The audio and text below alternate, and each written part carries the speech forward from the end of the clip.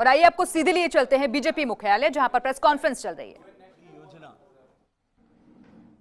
Bharatiya Janata party की माननीय नरेंद्र मोदी जी के नेतृत्व में काम करने वाली सरकार ने पिछले दिनों लागू की है। हालांकि देश के कृषि क्षेत्र के परिदृश्य को बदलने के लिए 2014 में सरकार बनने के बाद में जिस तरह से विभिन्न योजनाओं के माध्यम से संपूर्ण कृषि क्षेत्र के रिवाइवल के लिए जो कृषि क्षेत्र की तरफ देखने का नजरिया हमेशा ही उत्पादन केंद्रित प्रोडक्शन सेंट्रिक रहा करता था, उसको बदल करके कृषि और किसान के लिए लाभ केंद्रित इस सरकार ने किया है।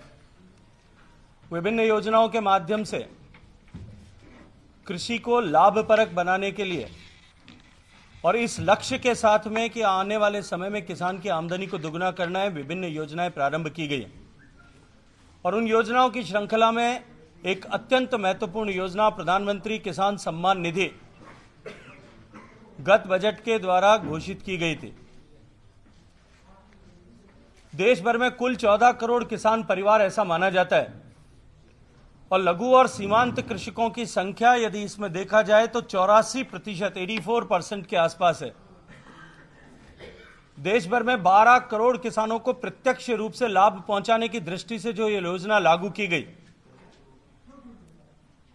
अत्यंत दुर्भाग्यपूर्ण है कि प्रदेश की सरकार जो किसानों का हित करने वाली सरकार बनने के नाम पर सत्ता में आई, उस सरकार ने किसान का, राजस्थान के किसान का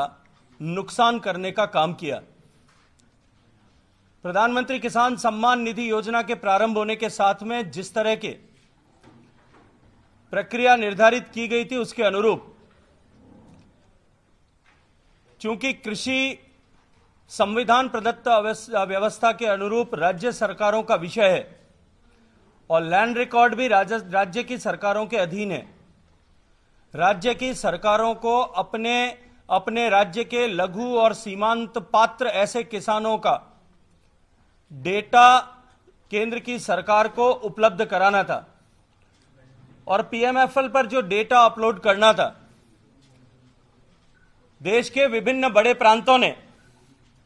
आज उत्तर प्रदेश ने लगभग 1.5 करोड़ किसानों का डेटा, 1,58,00,000 किसानों का डेटा जो है देश की सरकार को भेजा।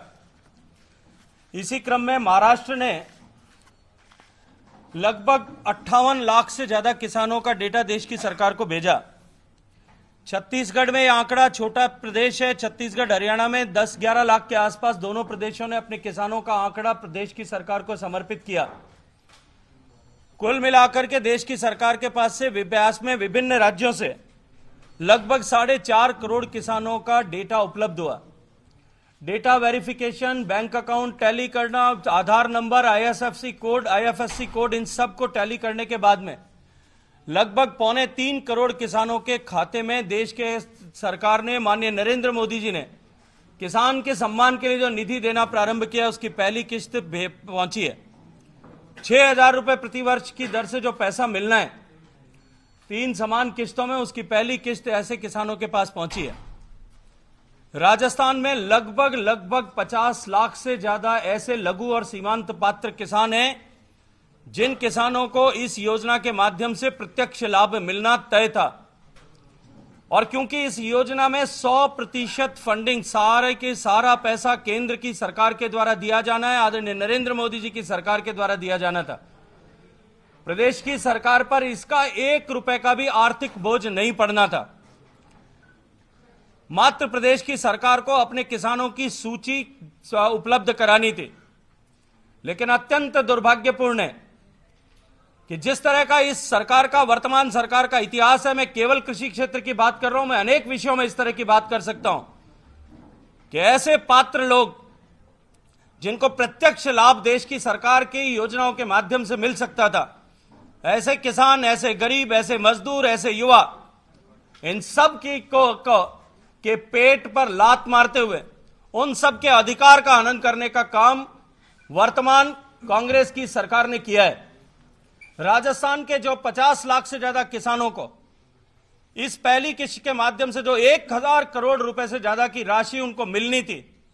वो 1000 करोड़ रुपए की राशि से महरूम राजस्थान के किसान को किया गया। फौरी तौर पर 1 लाख से अधिक कुछ किसानों का डेटा भेजा गया। जो आधे से ज्यादा डेटा वेरीफाई नहीं हो पाया, उस डेटा में त्रुटि थी। प्रांतों की सरकारों को सब जगह उसके री वेरिफिकेशन